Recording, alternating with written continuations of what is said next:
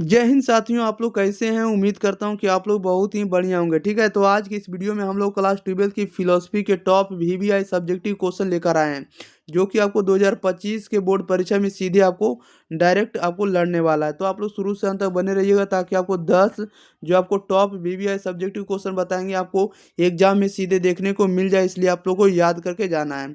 तो चलिए, तो पहले समझ लेते हैं एक एक क्वेश्चन कर करके। पहला नंबर में कह रहा है कि शब्द की परिभाषा दे। शब्द की परिभाषा दे तो इसमें लिखिएगा कि बौद्ध जैन वैशेषिक दर्शन शब्द को अनुमान का अंग मानते हैं। ठीक है, जबकि गौतम के अनुसार शब्द जो है चौथा प्रमाण सोर्स ऑफ नॉलेज है। उनके शब्दों या वाक्यों द्वारा जो वस्तुओं का ज्ञान होता है उसे ही हम लोग क्या कहते हैं, शब्द कहते हैं। जो वस्तुओं द्वारा जो ज्ञान प्राप्त होता है उसे हम लोग शब्द कहते हैं।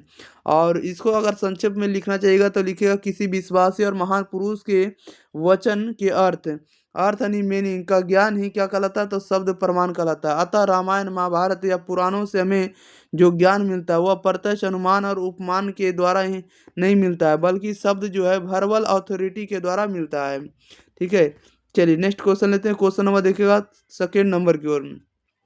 कह रहा है कि आत्मनिष्ठ प्रत्ययवाद की व्याख्या करें। आत्मनिष्ठ प्रत्ययवाद की व्याख्या करें तो लिखिएगा साधारण मनुष्य वस्तुवादी यानी रियलिस्टिक होता है। वह मानता है कि जिन वस्तुओं का ज्ञान उसे होता है वे उसके मन पर निर्भर नहीं है। उदाहरण स्वरूप यदि किसी हल वाले हल वाले हलवाहे से कोई कहे कि उसके हल बैल हल बैल उसके मन पर निर्भर है, तो वह कहने वाले को पागल ही समझेगा। किंतु जब मनुष्य अपने ज्ञान के स्वरूप पर चिंतन करने लगता है तो उसे ज्ञेय पदार्थों की स्वतंत्रता पर शंका होने लगती है। और एक ही छड़ी जमीन पर सीधी और पानी में टेढ़ी दिखती है या दिखाई देती है। ओके, एक ही छड़ी को अगर पानी में रखेंगे तो कैसा टेढ़ी दिखाई देने लगती है। प्रकाश का अपवर्तन का सिद्धांत है। नेक्स्ट क्वेश्चन, क्वेश्चन नंबर 3 में कह रहा है कि भारतीय दर्शन की परिभाषा दीजिए। भारतीय दर्शन की परिभाषा देना रहेगा तो भारतीय दर्शन के बारे में लिखना होगा। तो लिखिएगा भारत में फिलोसफी को दर्शन कहा जाता है। दर्शन शब्द जो है दृश्य धातु से बना है, जिसका अर्थ होता है जिसके द्वारा देखा जाए। भारत में दर्शन उस विद्या को कहा जाता है जिसके द्वारा तत्व का साक्षात्कार हो सके, इसलिए इसे तत्व दर्शन कहा जाता है। यहाँ दर्शन की परिभाषा यह कहकर दिया गया कि हमारी सभी प्रकार की अनुभूतियों या युक्ति संगत व्याख्या कर वास्तविकता का ज्ञान प्राप्त करना दर्शन का उद्देश्य होगा। आपको इस तरह से इसका आंसर लिखना होगा। नेक्स्ट क्वेश्चन 4 नंबर कह रहा है योग का क्या अर्थ है। तो योग जो होता है युगज धातु से बना है, जिसका अर्थ है मिलना। अतः योग का अर्थ मिलने से है। जिन क्रियाओं द्वारा मनुष्य ईश्वर से मिल पाता है उसे क्या कहते हैं, योग कहते हैं। अगला नंबर कहता है कि कर्म में त्याग की व्याख्या करें। कर्म में त्याग की व्याख्या करें। कर्म में त्याग की व्याख्या करें तो इसमें आप लोग लिखिएगा कर्म में त्याग की व्याख्या कि कर्म योगी कर्म का त्याग नहीं कर सकता। ठीक है, वह केवल कर्म फल का त्याग करता है और कर्म जनित दुखों से मुक्त हो जाता है। उसकी स्थिति इस संसार में एक दाता के समान है।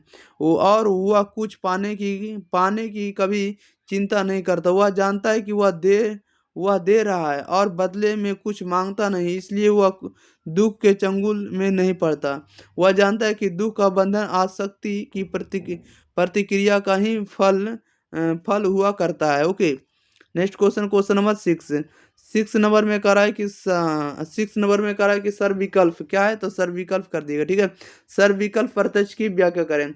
जब किसी वस्तु के अस्तित्व का केवल आभास मिले और उसके विषय में पूर्ण ज्ञान ना हो तब उसे निर्विकल्प प्रत्यक्ष कहते हैं।